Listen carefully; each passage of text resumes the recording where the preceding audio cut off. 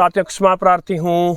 तय समय जिस पर वीडियो आया जाता है 5:30 बजे, एक दो दिन घर से बाहर रहने के कारण और मैं वीडियो शूट नहीं कर पाया था, तो ये वीडियो थोड़ा सा विलंब से आपके सामने आ रहा है, लेकिन आज ही आ गया है।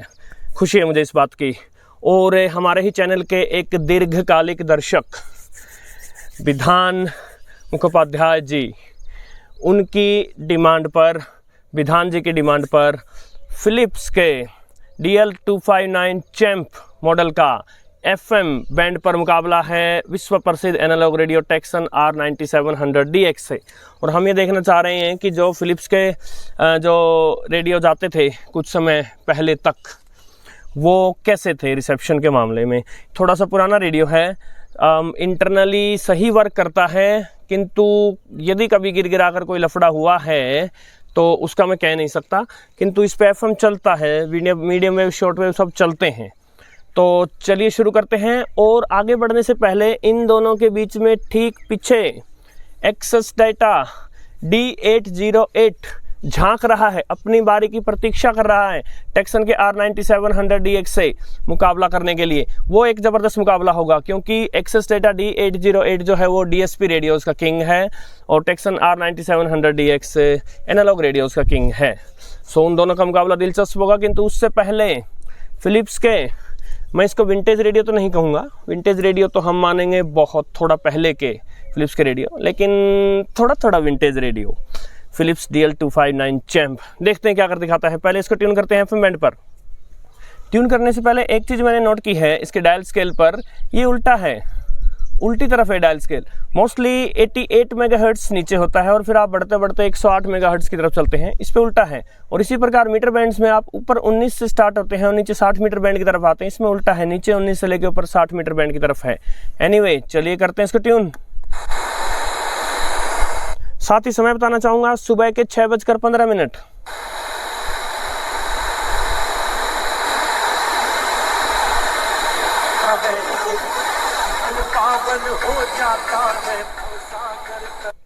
पहला FM स्टेशन पकड़ा है और यहाँ पर बताना चाहूंगा 3 सेल्स पर चलता है रेडियो। स्पीकर धांसू है, बेस जो है फिलिप्स के रेडियोस की वो जबरदस्त होती ही थी।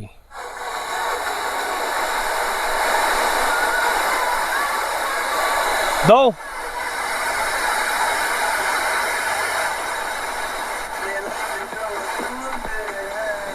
तीन,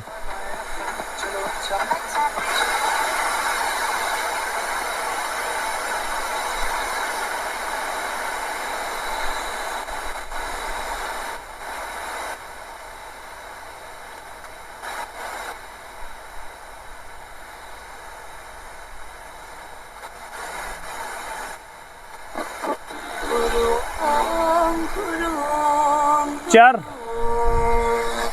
एरिया के डेवलपमेंट के हित में सवाल उठाओ मुझे। 5,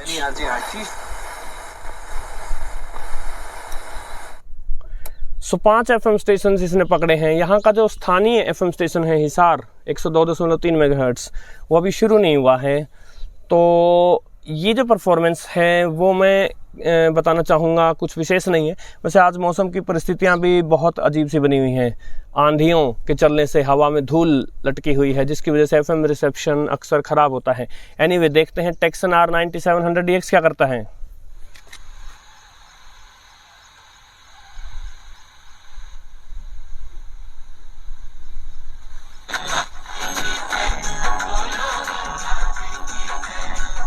पहला स्टेशन इसने पकड़ लिया है और बताना चाहूँगा इसके पास एक मॉन्स्ट्रस एंटेना होने का फायदा है। फिलिप्स से लगभग 1.5 गुना लंबा एंटेना है इसका।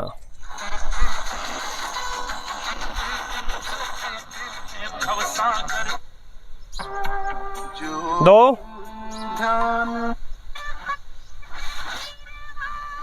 तीन,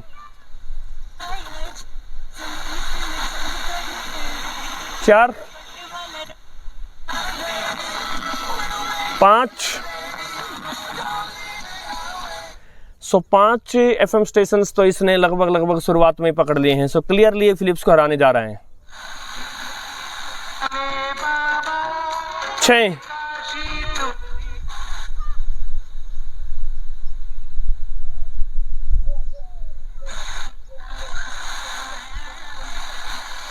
7,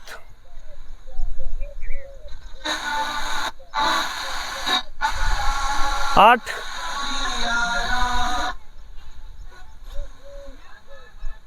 9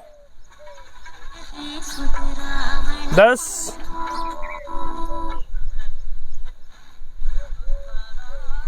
11 12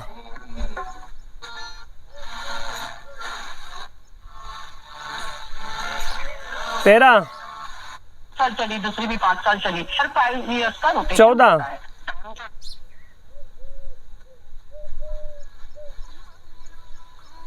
15 16 100 कुछ धुंधले कुछ साफ 16 एफएम स्टेशंस पकड़कर इसने फिलिप्स के DL259 चैंप रेडियो को परास्त कर दिया है।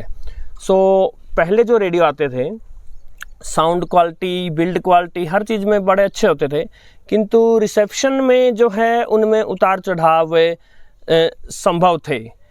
इसी के साथ ही कंपैरिजन समाप्त हुआ साथियों। और अब नेक्स्ट वीडियो जो आएगा वो आएगा टेक्सन R9700DX का एक्सेस डेटा के D808 के साथ, और उससे नेक्स्ट जो वीडियो होगा वो एरोमा रेडियो का रिव्यू वीडियो होगा साथियों। इसने जितने एफएम स्टेशन आज पकड़े थे वो संख्या याद रखिएगा, क्योंकि अभी इस वीडियो के समाप्त होते ही मैं D808 को ट्यून करूंगा। बार बार इसको दूसरी बार ट्यून करने की आवश्यकता नहीं होगी। अभी आपके सामने आ ही गए हैं इसने कितने एफएम स्टेशन पकड़े। इसके साथ साथ एक बात और बताना चाहूँगा, कई साथी आते हैं और संभवतः वो ऐसे साथी होते हैं जिन्होंने कभी अपने जीवन में अपने हाथ में रेडियो उठाकर भी नहीं देखा, और वो कहते हैं ये क्या हो रहा है, एक स्टेशन को आप बार बार गिन रहे हैं, एक स्टेशन जगह जगह एक ही चीज़ चल रही है, आप बार बार गिन रहे हैं। अरे भाई, कई बार जब समाचार वगैरह आते हैं तो अनेक रेडियो स्टेशन उनको रिले करते हैं और अनेक स्टेशंस पर वही चीज़ चल रही होती है, किंतु यदि आपने हाथ में रेडियो उठाया होता तो संभवतः पक्की बात है आप इस प्रकार की नासमझी वाली बातें नहीं करते। नमस्कार साथियों।